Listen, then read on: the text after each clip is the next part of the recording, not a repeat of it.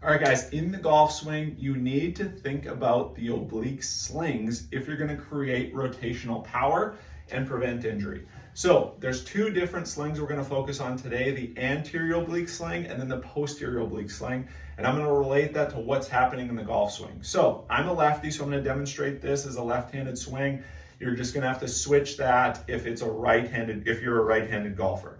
So as we come back in the backswing, the anterior oblique sling is going to activate and pull us into the backswing. So we have our left side adductor or our trail side adductor.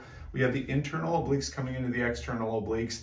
And then we have that running actually up into the serratus anterior a little bit. So that's going to pull us here. As that's happening, the posterior oblique sling, which runs from the gluteus maximus to the opposite side latissimus dorsi, and the latissimus dorsi comes from the low back of the thoracolumbar fascia and then up into the shoulder. Okay, so as we're coming and we're activating the anterior oblique sling, at the same time we're storing elastic energy in the posterior oblique sling, with that gluteus maximus and then the opposite side lat.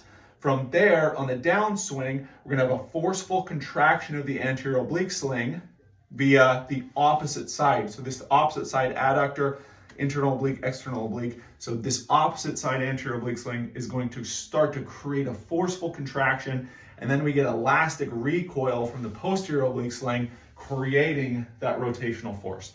So if you want to create more power, you want to prevent injury, you need to train these slings.